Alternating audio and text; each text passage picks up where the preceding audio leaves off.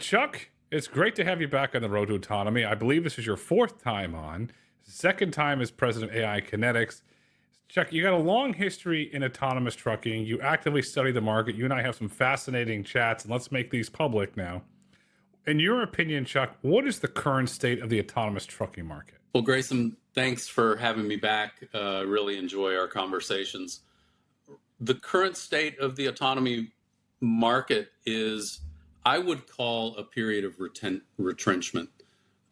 It is still strong, but there have been some recent moves, as we've discussed, that might be juggling leadership positions and, dates of rollout. Then there's the speculation. My phone's been ringing off the hook all week, and I stress this is speculation that Volvo shut down Volvo Autonomous Solutions in North America, retrenching, letting everybody go, going back to Sweden.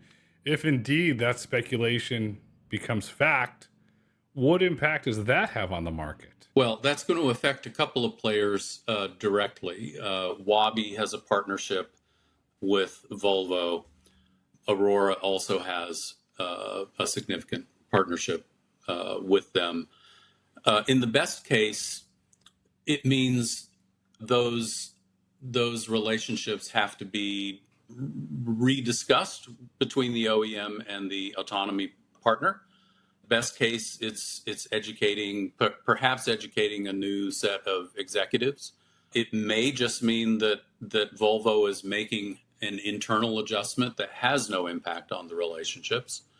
In the worst case, it could be a loss of the partnership if Volvo is decommitting from autonomy. I doubt that's the case.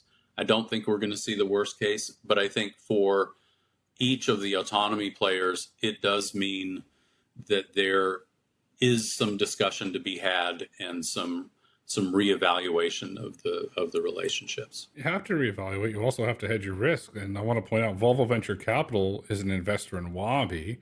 So there's a relationship there. There's been rumblings going on for months now that Volvo is going to double down on their mining business and quarry business, which I believe has been very successful for them. They've been actively hiring in that team. So if the worst case scenario happens, where does Wabi go? They only have the one OEM partner in Volvo. Do they have to go back to the market? And then where does Aurora go? They've been hyping up the Volvo V&L. If that's not going to come, and you have I would call it a brewing situation, which I'm not going to speculate or comment on with PACCAR outside of what's been publicly reported, where do they go? So in the case of Wabi, I think Wabi has to show significant progress. I think they are still in the early stages of getting vehicles, reliably on the road. Even with safety drivers. So they need to make their own progress. And I wish them well, and I hope they do that rapidly. They're taking an approach that should converge quickly to a solution that can be repeated on the road. In the case of Aurora, I think it's early. We don't really know what this rumor means for their relationship. It may continue, or it may need to be reevaluated. And as you said, the case with PACCAR is TBD. Rumors are flying that more is to come. There's another shoe to drop, but we just don't know yet. So it is significant, and maybe we'll talk a little bit later about the need for an autonomy player to have multiple OEM partners to mitigate some of this risk. It's a risk. There's no doubt about it. And what we can say publicly, PACCAR has been awfully quiet. No press statements, no social media post, no IR release. They've been extremely very quiet, and that makes wonder and it fuels speculation. Then, so if you look at the market, so potentially Volvo has an issue, potentially PACCAR has, I say potentially has cold feet because in a blog post, Mr. Chris Urmson said that PACCAR demanded driver in. It was in a public blog post. Does that open the door for Daimler to make this market? Since one, it's the chat, everybody wants the Freightliner. 2027, the redundant Freightliner chassis that Suman's working on is coming. Do these two moves shift the power back to Daimler potentially? I think it does so very strongly. The tailwinds are there for Daimler and for Torque. It really is an execution play at this point. If Torque can deliver on the committed dates, they have the least turbulence ahead of them in terms of their relationship. Their relationship with Daimler is very deep since Daimler fully owns Torque. So I think that puts them in the lead, if you will. But again, this is a long game. So there are many things to happen before we can start declaring actual long-term leaders. They have access to the chassis. Let's call a spade a spade. They have access to the chassis. And that's a big deal, the redundant chassis. It will be factory grade. However, across the street, if you want to use that analogy, they've got a multi-trillion-dollar organization in Alphabet that at the Google I/O conference this week, I nearly fell out of my chair, publicly started talking about Waymo and autonomous trucking. They have a deal, or if you want to use the industry term, a seat at Daimler. If Alphabet authorizes and Waymo makes a decision to go back into trucking, how does that shake up the market? Well, I think if they chose to commit to trucking, they could move back very quickly. They were a co-designer of the redundant truck with Daimler. So they understand that redundant system very well. So if they chose to move back into that space, I think they could move very quickly. Now, what they don't have, what they've left on the table, is data collection, and they would need to operate trucks in the domain that they would intend to deploy for some period to build the training data to do that effectively, and reach a driver out stage.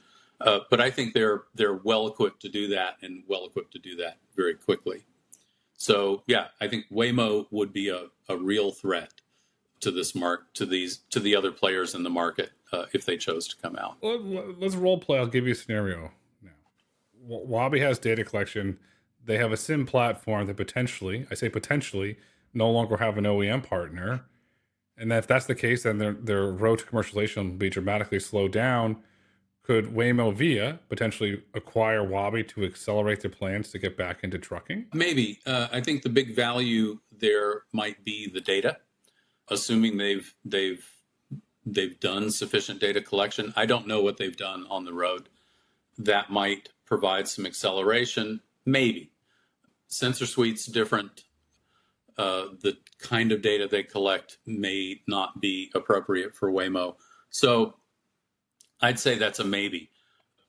I would be hard-pressed to believe that Waymo doesn't already have the simulation tools available that Wabi is building. So it's not clear what they would acquire in that case. That's a valid point. If they need data collection, though, there's a company that does have a very large data set, is currently running trucks, Applied Intuition.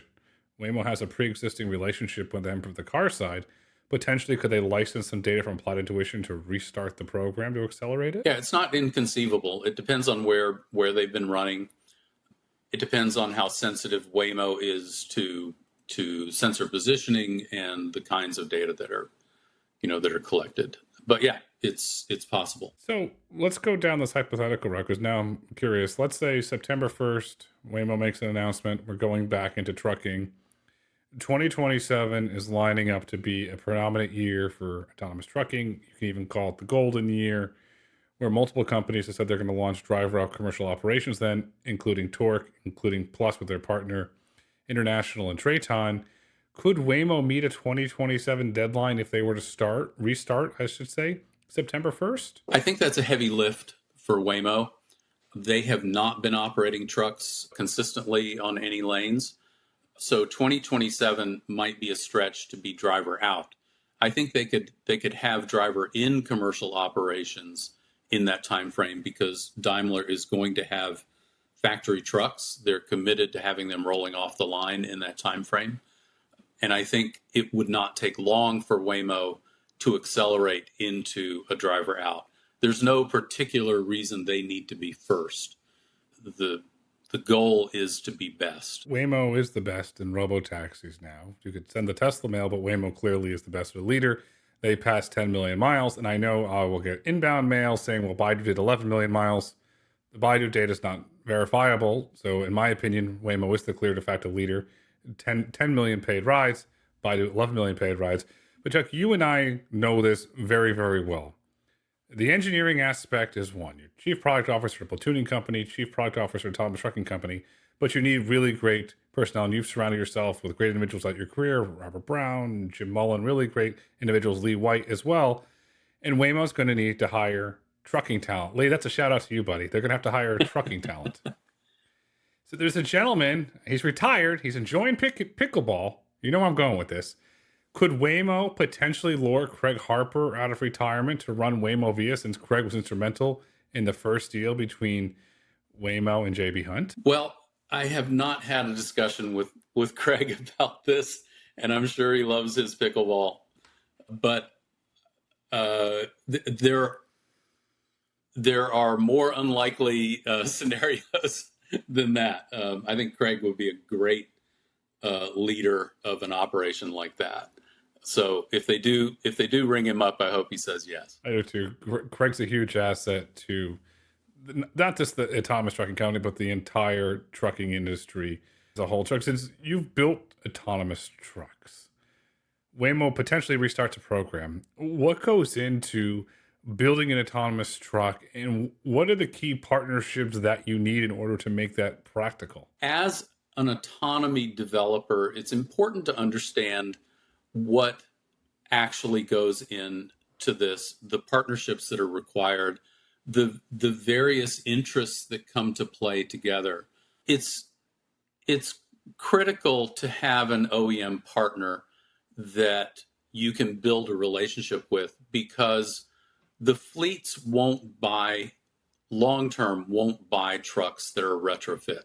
They want factory-built trucks. They want warranty support. They want the ability to resell their trucks at their end of life. So the OEMs understand this, and the OEMs have their own interests. They don't need to be first in autonomy necessarily. They want to maintain their brand reputation. They want to maintain their relationships with customers, and that's hugely important to them. And as an autonomy provider, it's important to be sensitive to that and not to try to drive too quickly to get them to do things that they are uncomfortable doing. So it's important to understand what their first principles are and to play the game with that in mind, to build a relationship that respects that. Part of doing that technically is building a supply chain that you can depend on to build a large volume of trucks. And that means that the supply chain, you need to build your sensor hardware, your mounting, the actuation components, the computers. This all needs to eventually be effectively owned by the factory. The factory needs to be able to call up someone like Continental and say, give me, 1,000 parts this year, or 10,000.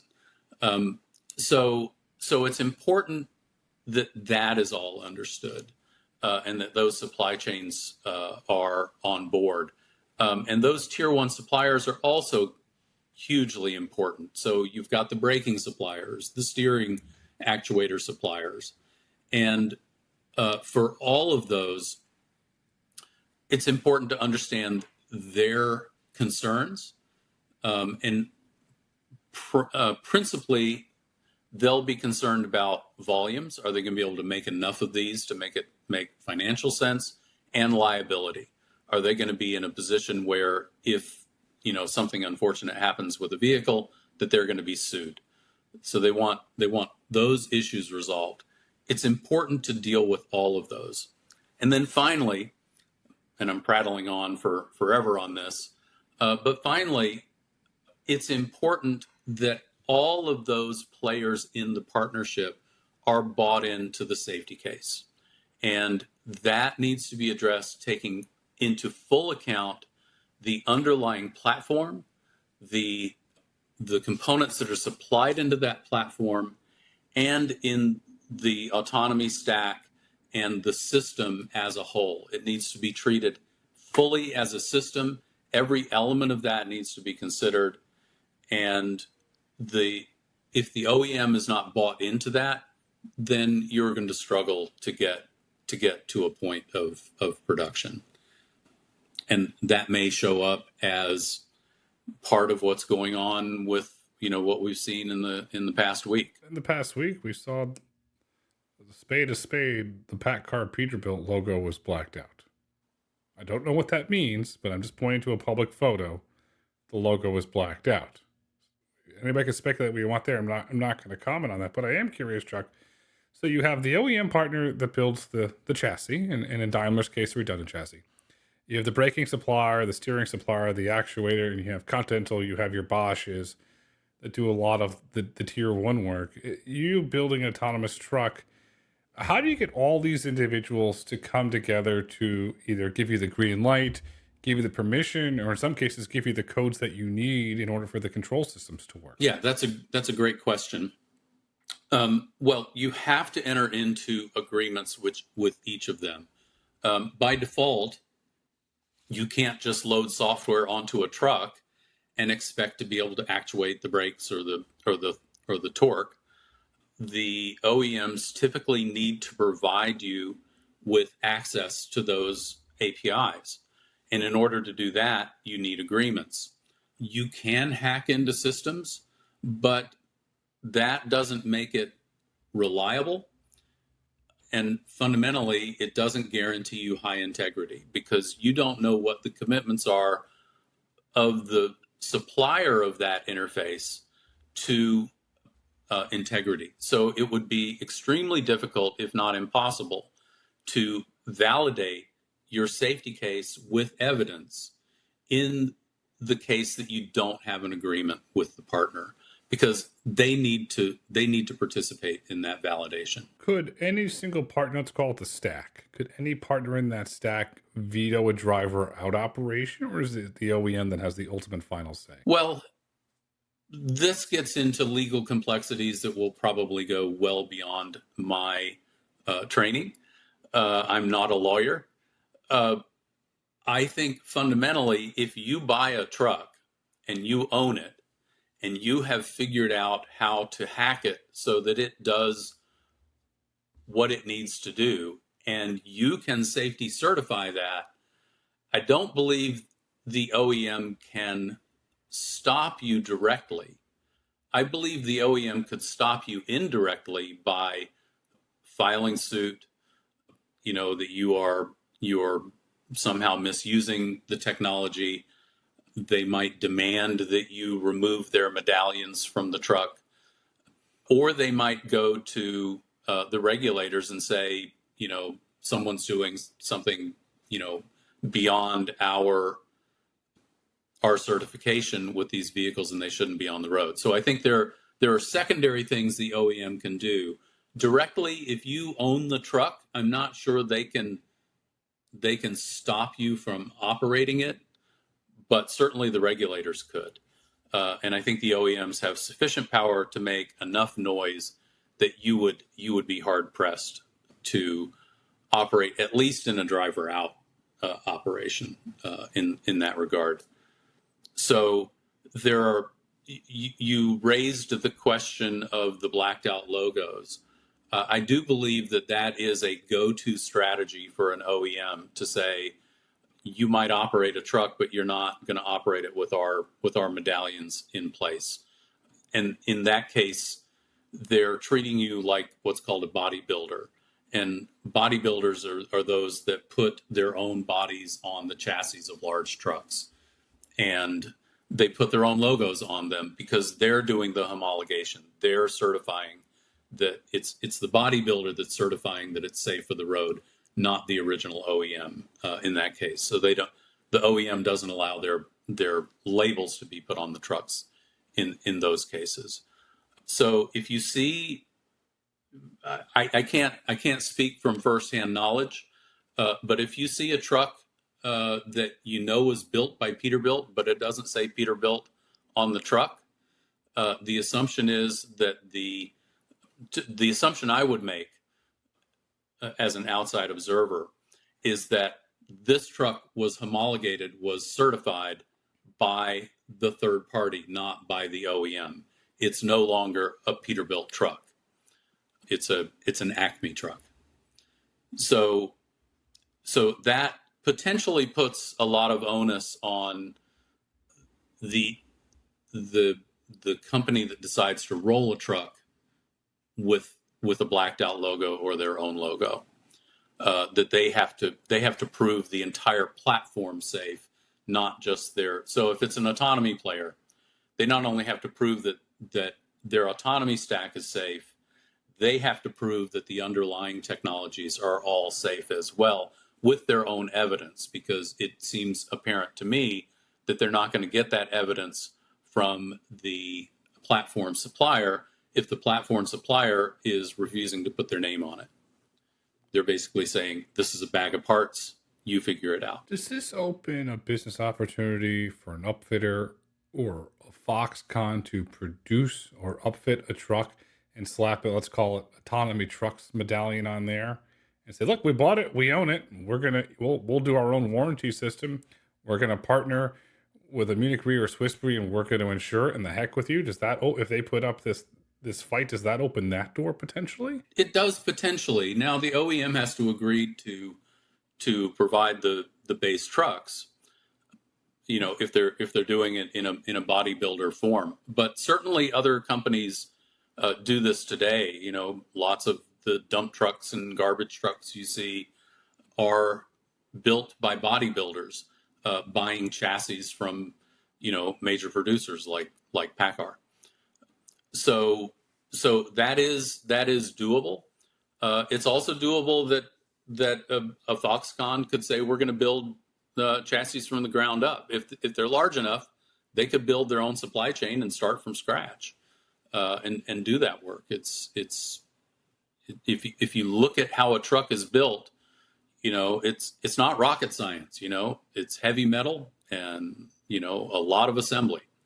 So if you can get the tier one suppliers to pay attention to you, then absolutely you could do it either getting pre-built chassis or starting from scratch. There's multiple paths forward. This is a very, I would call it a fluid situation, because you could get the Foxconn, you could get somebody with chassis to step in to fill that void if Volvo doesn't indeed go away and PACCAR continues to make no statements, or we get no clarity. So there is an opportunity there. And when there's an opportunity, does Daimler just step in and say, okay, we're going to cut a deal with everybody? Okay, Wabi, you got a deal. Okay, Kodiak, you got a deal. Okay, Aurora, you got a deal. Okay, Plus, you have a deal. And just go across the board, and I'll throw Waymo in there. Okay, Waymo, you're back, you got a deal. And so no matter what happens in autonomous trucking, Daimler wins. So they try to make a power play that way, potentially? I believe Daimler is going to be open to multiple players. I believe they've made statements to that effect, one way or another. I don't think they will try to do it with all players.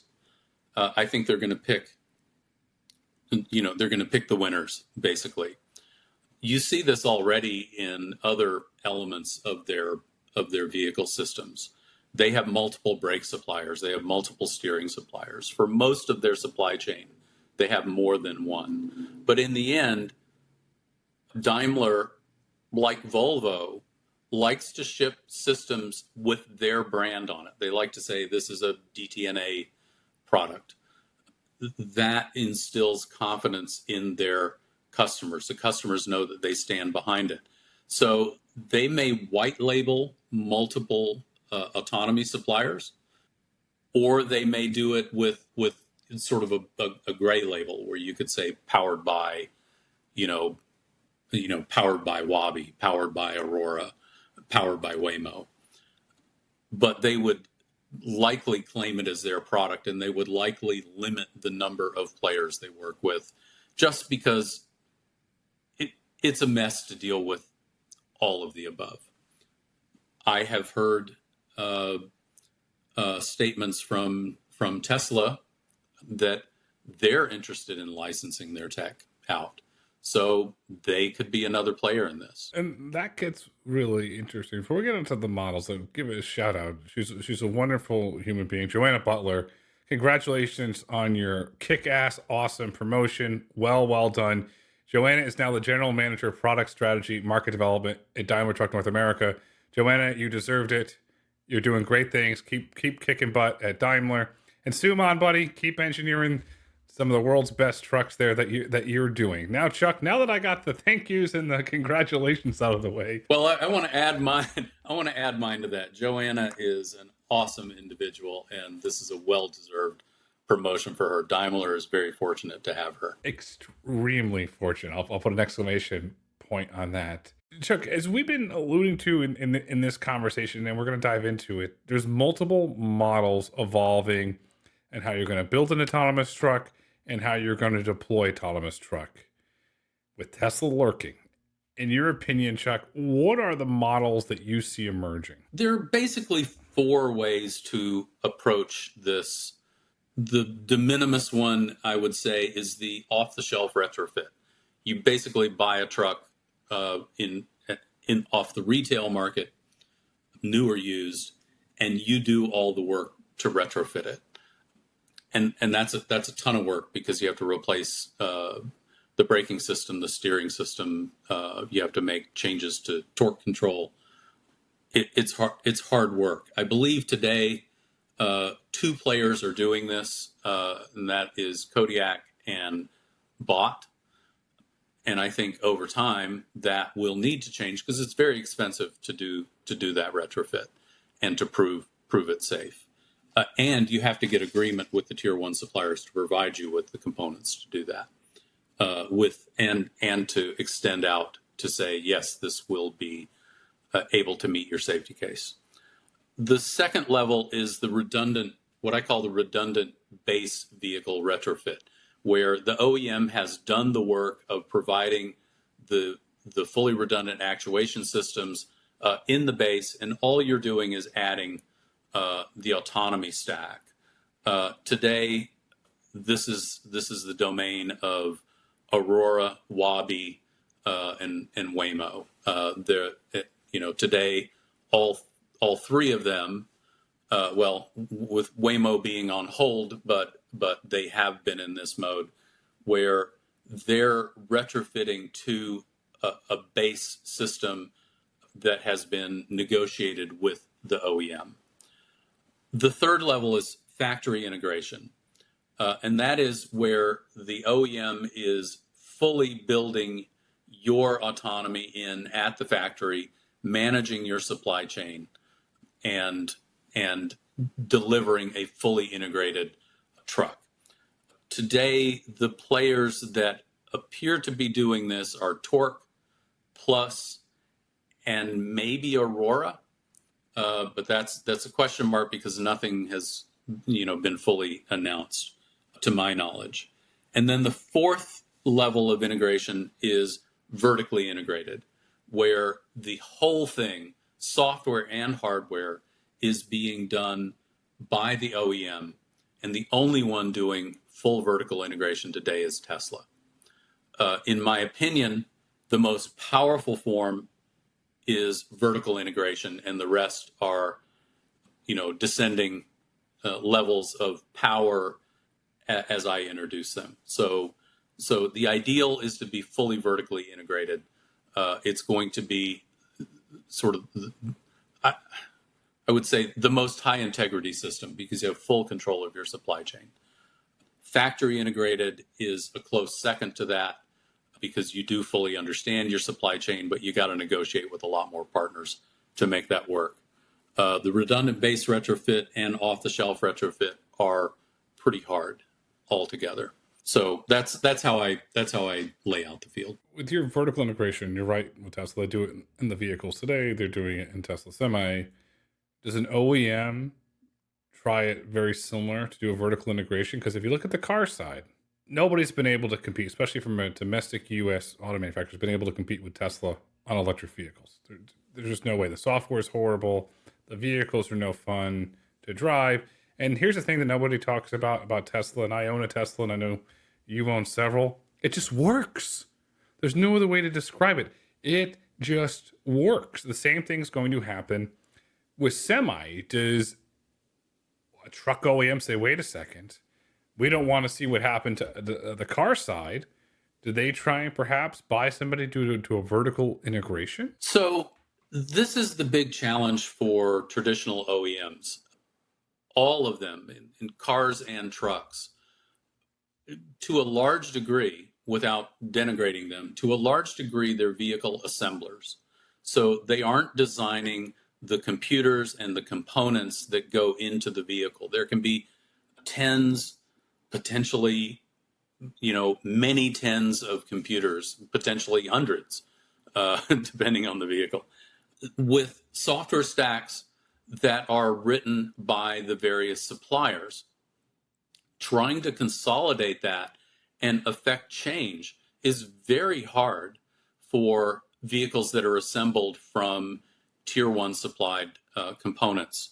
So the beauty that Tesla has is because they're vertically integrated in the hardware and software stacks, they can control the evolution of the software systems quite tightly. So being able to do over-the-air updates is very straightforward for Tesla because they control all the software. Trying to do that with an OEM that has multiple independently developed software stacks, the development cycles for which they don't control, it's a much harder problem to be able to do things like over-the-air software updates because you have to get agreement amongst all of the players that the software is now verified and ready to go. It's easy to break a system if you're only upgrading one half of an interface agreement. So Tesla really does have a distinct advantage in the approach that they've taken to be fully vertically integrated. Chuck, for a moment, put on your Oracle hat. You were at Oracle for a while. Can you integrate all these software systems into one fluid, dynamic system? It is possible to do. It requires negotiation with each of the suppliers, and it's potentially a lot of work to get that done. But yeah, it's possible. How about from a timeline perspective? Let's just say you're CTO or you're back in your CPO role. You get a mandate from the CEO and the board. Okay, Chuck, figure out the software, integrate it. We just purchased, I'm going to be polite, Acme Autonomous Trucking, figure out how to get all these systems. Is that an 18-month, 24-month, 36-month? John, what are you talking from a timeline perspective? I believe if there's going to be a substantial amount of negotiation on who controls the stack.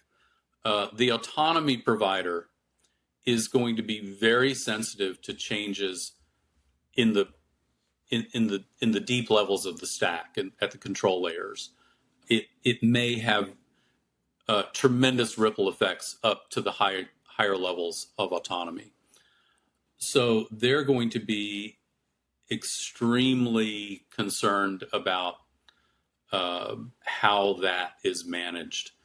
If the OEM says, for the future, I'm managing all updates, there's a lot of negotiation on how that would work. So I would say, 18 months, a concerted effort for 18 months might be doable, but I think everyone would be nervous about that approach if you were an independent autonomy provider and had to integrate into an OEM's schedule for updates. Well, then what about licensing? If you look at the PACCAR side, Wave has an OEM partnership with Nissan. They're going to integrate their autonomous driving into Nissan's Pro Pilot system. On the truck side, Plus has I call a vertical integration deal with International, where their software is going to be integrated in international trucks. Kodiak has a sensor pod, which I think is one of the greatest inventions in autonomous trucking.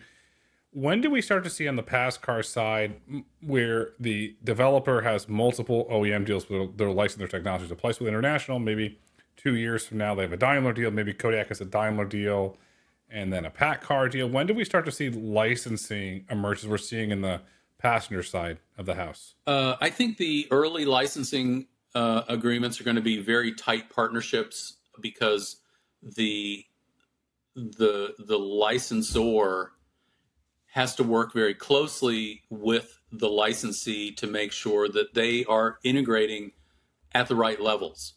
And there's going to be a lot of work to sort of normalize that. So there are low-level standards today for messaging within the vehicle network. But that's going to have to be enhanced substantially. Eventually, I think there will be recognized commonalities, and we will see some standardization, and that will make licensing, much easier. But there's a lot of work between now and then to make that happen. So yeah, I think it's a road filled with potholes at the moment, but it will be smoothed out. Everybody loves paved roads. To our road builder friends, we know you love to pave the roads and make them really nice for us. The opposite side of licensing is owning and operating the fleet, and that's what Bot Auto's doing. They're going to go drive route this year. I've been in the truck. Phenomenal. About an hour, 10 minutes, down and back, over a bridge, not one intervention, city streets, surface roads, highway. The truck worked really, really well. Could owning and operating, could that model emerge as well as the licensing and the integration models that you described? It's certainly possible to do that model. I think it comes with its own business concerns, and this is where investors will weigh in. That model is inherently asset heavy. You're owning a lot of trucks, and along with owning the trucks, you're owning a lot of real estate, a lot of maintenance facilities to take care of these trucks. So over time, I would assume that would need to be assessed, whether it's really a business you want to be in. Asset heavy is a challenge. There are experts that spend their whole lives just dealing with asset management and making that efficient. That's in addition to the business of getting shipping partners that can reliably deliver you freight for you to be able to move, so that you can actually earn money.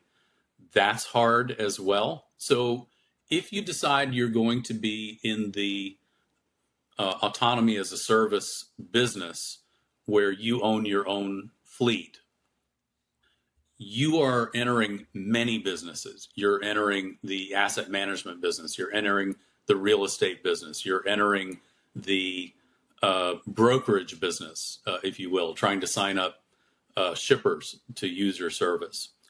And you have to do this being more efficient just in the pure shipping part of it than any human-driven fleet for your work to even be justified.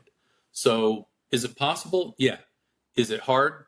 Probably the hardest way to do it, I would argue. Well, it might be hard, but you're taking away a lot of risk. You don't have the OEM risk. You don't have the partnership risk. And there's, even though we're in a freight recession, there's plenty of freight to move.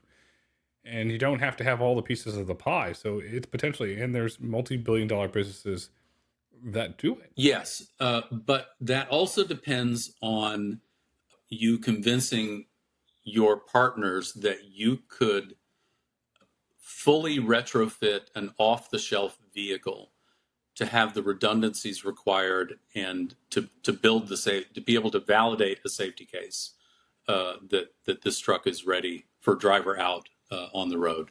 So it's hard. It's not impossible, but it somewhat depends on the use case. A company like Kodiak is doing it today, but they're doing it on private roads at slow speed with a specific use case. Converting that to an on-the-road play, I think, is doable. It will come with all those challenges.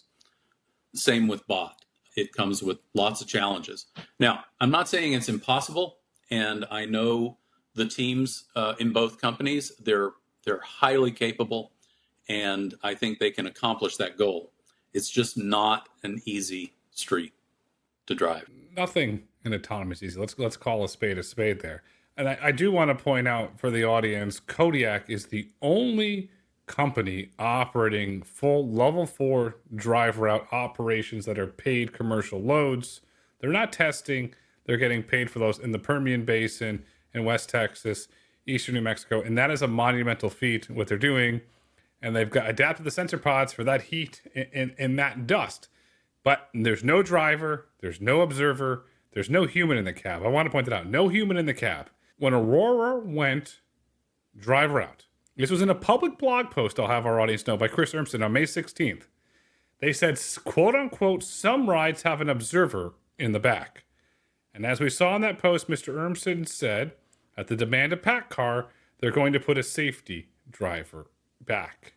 And when I say driver, behind the wheel. To me, Chuck, that poses some potential risks there. You had full driver out. I shouldn't say full driver out. You had supervised driver out. I'll use the kind of an Elon term there for you. And now you're putting a driver back in. It seems that it could be inherent risks there. So I'm gonna dive into the weeds on this a bit. So apologies to the listeners who for this, but let's talk about building a safety case. A safety case, you have to prove that all the elements in the system, the risks that those elements introduce, and anytime you add something to a vehicle, you're inherently adding some kind of risk that has to be assessed. And if risks are identified, if hazards are identified, they have to be mitigated.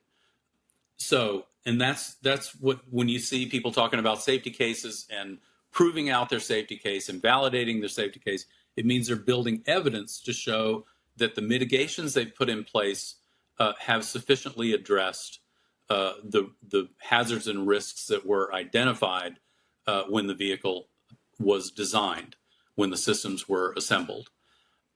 What I have not seen in Aurora's case is any discussion at the safety case level of a rider in a level 4 vehicle.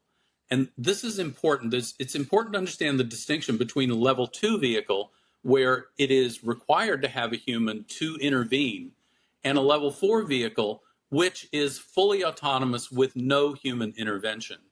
One of the systems that is put in place of a level 2 vehicle, and it's also put in place for level 4 vehicles that are under test, are mechanisms for the driver to intervene. There's a mechanism in the steering system so that if the driver applies torque to the steering wheel, the autonomous system will detect that and release the autonomy. The same is put in place in some systems, in the systems I've built in the past, for the brake pedal and the throttle. If the driver touches the throttle, the autonomy relinquishes control. If the driver touches the brake, the autonomy relinquishes control. There's also typically what we call the big red button. And that's a special button that if you press it, the autonomy relinquishes control. There are a variety of other potential systems that may be deployed, buttons on the steering wheel and such, that also allow the driver to regain control of the vehicle. The problem with these systems, with these added takeover mechanisms, is they can give you false positive signals, meaning the computer is told the driver took over when the driver actually didn't. For example, in some of the steering actuation systems that are deployed for autonomous trucks, the driver can apply torque to the steering wheel. The system recognizes that torque change as a driver takeover signal. But if the wheels of the truck hit a deep pothole, that can cause the same signal to go through the steering mechanism, causing the autonomy to relinquish control. If that system is still in place when the level 4 system is deployed, there's a risk that the vehicle could go out of control if it hits a giant pothole. So that has to be assessed by the safety team, and they have to determine whether they should keep that system in place or they should disable it for the level 4 driver out system. And that goes for all of the driver takeover actuation mechanisms. In the past, when we have done, in my former company, when we did an evaluation of this, we determined that there were cases where every single driver takeover mechanism could issue a false signal in, potentially unanticipated circumstances, but it was greater than zero. So our decision was to disable all of those mechanisms for the level 4 system. So if there is a vehicle with a human rider in it, that begs a question, and I have not gotten an answer to this from any of the players who have done this. If you have a human in the vehicle with an L4 system without an ability to take over the vehicle, what is the value of that person in the vehicle? What risk is that human in the vehicle mitigating? And if they're not mitigating any risk, what risk are they adding to the safety case? Are you just adding another human at the scene of the accident, which potentially means you could hurt someone that doesn't need to be there? Could the same effect be done by monitoring remotely or following in a separate vehicle? So I don't know the answer, and I look forward to hear answers from, since Aurora discussed it, I'd love to hear from them how they built an observer rider into their safety case so that is feasible. And if they kept the mechanisms for driver takeover in place, how in the safety case did they mitigate the potential risk of false positives? So I don't know the answers to any of this. I don't have any inside information, but those would be the questions, and those were the questions that came up the moment I heard they had observers in the vehicle. And you also alluded to this, emotions. An individual, in theory, could get there and take over the steering wheel. That's why they're there. Because I asked that question, there's been multiple documented reports and also in police reports that if you were to go try and sit in a Waymo and take over, you cannot take over. It is locked. Waymo did a great job on the safety aspect of that. Well done, Team Waymo. This is a hypothetical. Can that safety observer that's sitting there in the back, and he go take over that? And if he can, what are those risks? I know you've got a great safety leader in Nat Buse, but love Nat. Nat's a great safety expert, but Mr. Buse can't control emotions. That person could say, well, I'm having a bad day. Here we go. Let's take control. So it raises more questions and more risks. Right. So in my previous life building this kind of system, and we were the first to actually go driver out, and that was 3 years ago, driver out on public highways. And we had to go through all of these cases. We decided to disable the actuation systems, and we did extensive testing on the track without drivers in the vehicle, running through all of the validation cases without any ability of those actuators to fire. We did determine that a sufficiently buffed out human, football player sized driver, could overpower the truck. They could overpower the actuators and wrestle a vehicle to a stop. But it would take a very strong individual to overpower those systems. They're very robust. So the average human driver would not be able to wrestle the vehicle to a stop. But a very strong individual could potentially do it. So I don't know. Well, and then there's the other aspect of this, that if you're an observer sitting in the back seat, you have to go through a process to get to the controls in the front seat. unless they have provided some sort of big red button in the back seat for immediate, command to go to minimum risk condition, which would be, I would assume, would be an immediate stop on the highway, which itself is risky.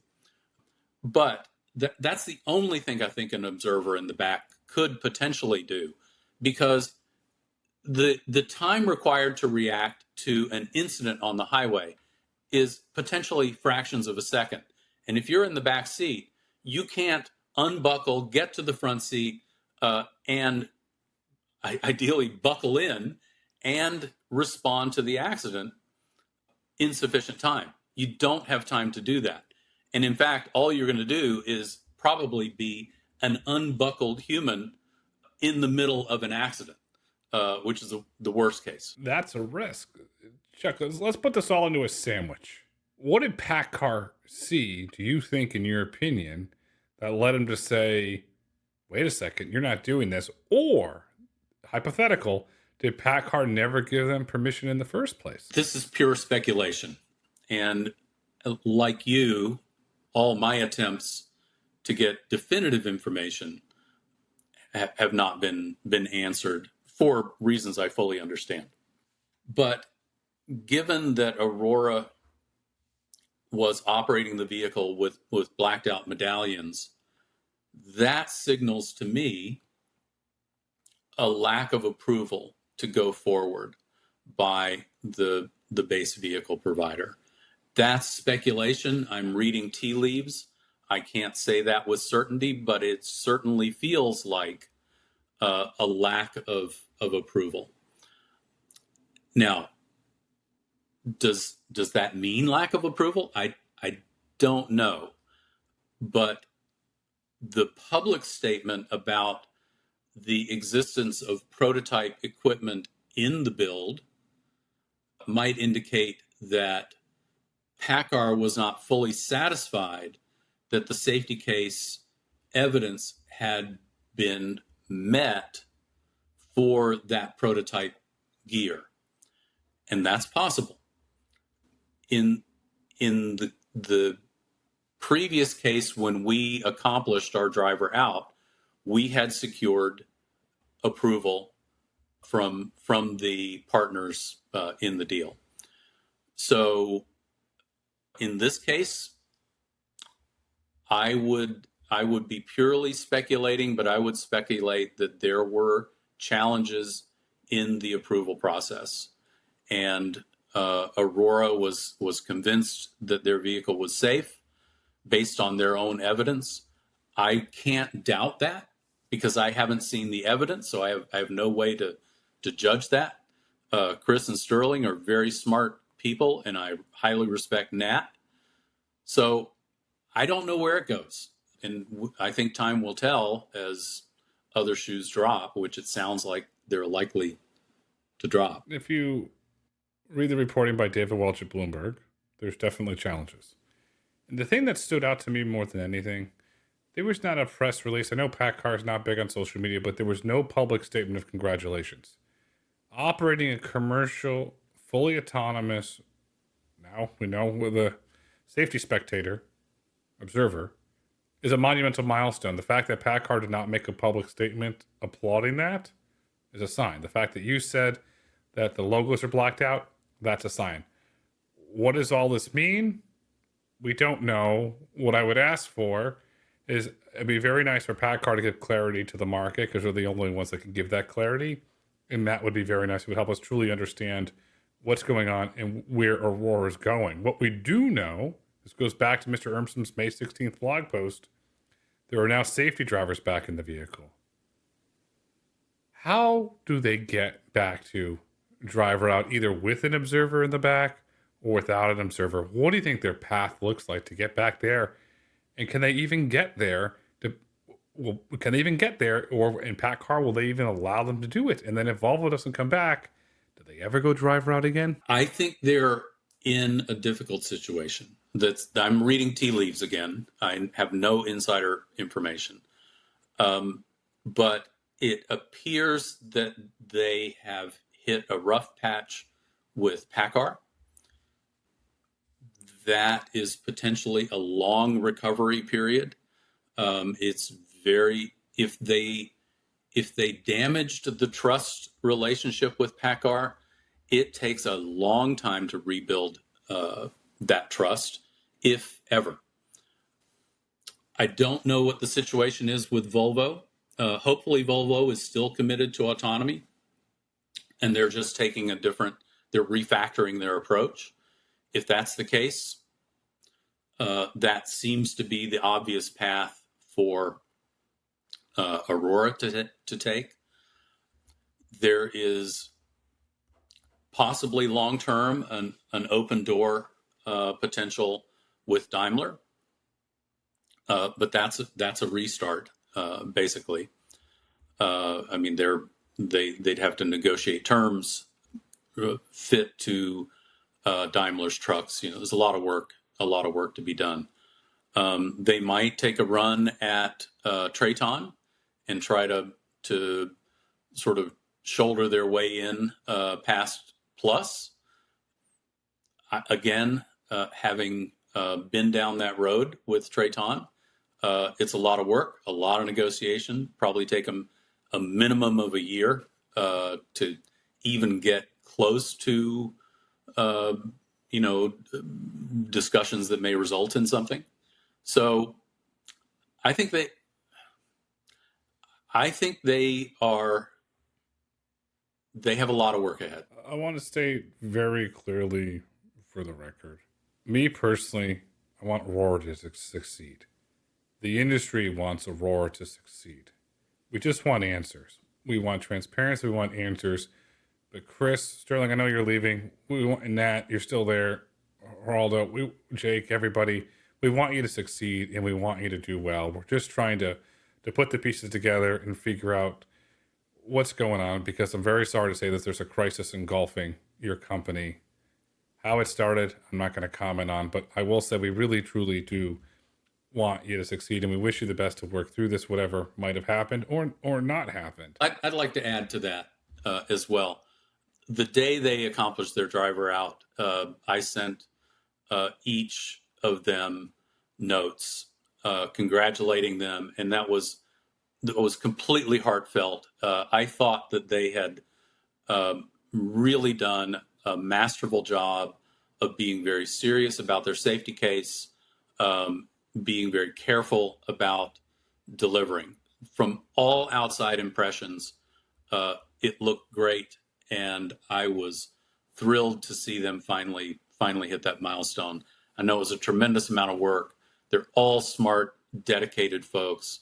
I love the folks at Aurora, and I do absolutely wish them the best, and I hope they can get through this what appears to be a rough patch with PACCAR, and I hope they can make whatever adjustments are required with the new Volvo refactored relationship. And I want to highlight and emphasize what Chuck said. Aurora takes safety seriously. What Mr. Knapp used Bill from his safety cases is second to none. The Aurora has a whole culture of safety, and I do not believe, and this is speculation, that the trucks were grounded for a safety reason. I believe that Aurora did it right from a safety perspective. Just want to highlight that there. And there's really great safety individuals in this industry. Another individual who's great at safety is Steve Kenner. He's now building out the safety program at Torque. Torque has said 2027 along with Plus. Is 2027 going to be this magic year in autonomous trucking, Chuck? 2027 has sort of important elements. One is that Daimler has a full factory program in place with trucks to be delivered in 2027. That's going to happen. That train is rolling down the track, and it's hard to stop a train like that. They could cancel it, they could delay it, but I don't think they will.